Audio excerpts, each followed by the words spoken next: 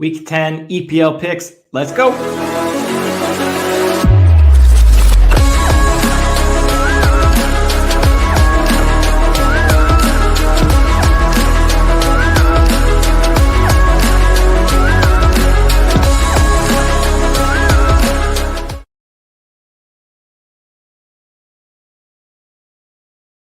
OneWeb. Week 10 of the EPL season is here, almost 1/3 of the way through the season. Spurs played on Friday night against Crystal Palace. They picked up all 3 points as we expected them to stay atop of the Premier League table. Ange Ball is real. Madison and Son are playing fantastic.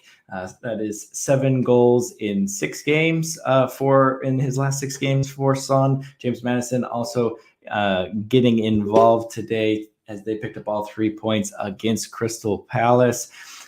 Been such a great watch so far to start the season, and hopefully they can keep it going. We then move to Chelsea versus Brentford. Chelsea with that great performance against Arsenal for about 75 minutes. Some tweaks and then some lack of focus. You had the mistake by Robert Sanchez, followed by the lack of tracking by Gusto that allowed Arsenal back into it. A 2-2 draw at Stamford Bridge. They welcome Brentford in. Chelsea haven't won at Stamford Bridge now in 3 consecutive games. They're looking to get back in the win column. Brentford, not the best away form so far this season. I think that will continue. I'm very intrigued to see what Pochettino is going to set up as his lineup. The injuries are getting reduced, which is nice. We saw Reece James hit the bench last time out, didn't make it onto the field against Arsenal. Will he slot in as the right back? Will he move to a back 5? Cucurella, really man of the match for me for Chelsea, purely based on when the game started and Pochettino put out a back 4, and on that left-hand side, we knew Cucurella was one-on-one with Saka, the form that Saka has been in after that international break. He obviously got a knock against Manchester City a couple weeks ago, but he got time to heal up. He was on good form coming into it, and Cucurella just put him in his pocket. We will see if he is going to be able to get out to play Sheffield United at the Emirates this Saturday. I think he will, and I think he will get on the score sheet as Arsenal will get back to winning ways and stay in the mix for the title race atop the table. Bournemouth and Burnley. Burnley just continuously concede goals. I don't know what it is about them, but they are just unable to get out of their own way defensively. They cannot keep this up and survive in the Premier League. Bournemouth looking for their first home win, and I think despite their scoring troubles, had a good performance against Wolves until that red card last time out. I think that will help them kind of gain the momentum, gain the energy to get their first win there at home. Wolves, after that 2-1 win, that late winner against 10-men Bournemouth, they stay at home, but they got to welcome Newcastle fresh off of their loss to Borussia Dortmund. The Champions League never disappoints. The last year in its current format, and this group of death with AC Milan and Dortmund and PSG just keeps on giving and giving and giving.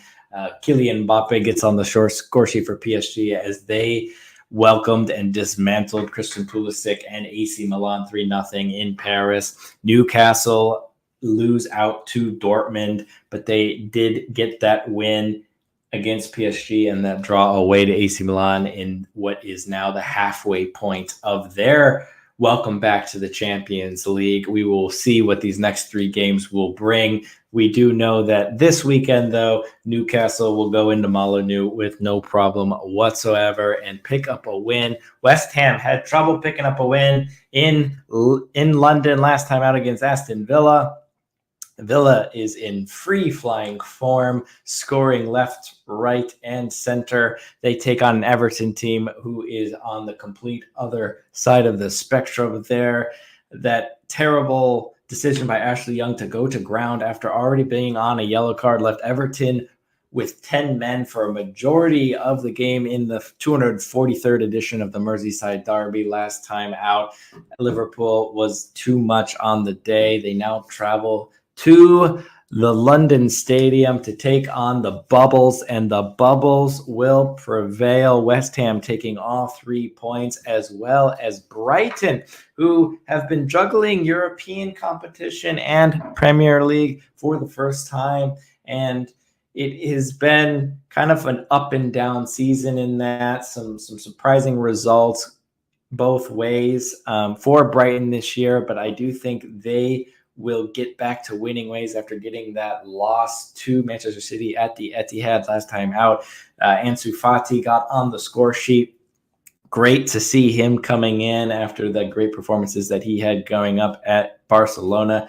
Good to see him in the Premier League and what he can do, getting on the score sheet. Also getting on the score sheet, kind of a surprise in a way, is Leon Bailey, as he grabbed the 4th for Aston Villa, who are the second leading top goal scorers in the Premier League under Unai Emery. They will make it 12 consecutive wins under Unai at home in the Premier League when they take on Luton Town this weekend, who needed every bit of the failure that Nottingham Forest was providing. Dean Henderson with a cap, plus Keylor Navas, plus Turner wouldn't have helped Nottingham Forest in the last 15 minutes of that game. Defenders just allowing the ball to go straight through. And Darwin Núñez, who I hope starts this weekend for Liverpool, why he doesn't start is beyond me. Maybe there's a time constraint there or something that Jurgen Klopp is trying to initiate on him, but he didn't get the start in the Merseyside Derby despite his super sub appearances of late. Death taxes and a Darwin Núñez winner. Liverpool will win at home against Nottingham Forest this weekend, and that brings us to the 11:30 game Sunday Eastern Time Manchester Derby. United relying on Harry Maguire to score the winner for United, not for Copenhagen, but for United, and Onana to block a penalty in the 90+7 to preserve the 1-0 lead and get all 3 points for the first time in their Champions League group, bringing them out from the bottom and slotting into 3rd place at the halfway point. Scott McTominay doing his best impression to honor the late, great Sir Bobby Charlton with his great 3 goals over the last couple of weeks. That bring down last weekend was fantastic. The finish also great to chest and volley that home for a winner, or for the first goal in that game last week. I just think that City will be too much, especially even if it's at Old Trafford. The way City play and the way United play, United is looking for individual brilliance, and I just don't think that they have 2 of the top 10 players that are going to be on the field this weekend. That will all lean City's way, and that will lead to a comfortable City win in the Manchester Derby this weekend. And there you have it, all of our picks for Week 10 of the Premier League season. Thank you for joining us, and we will see you next week.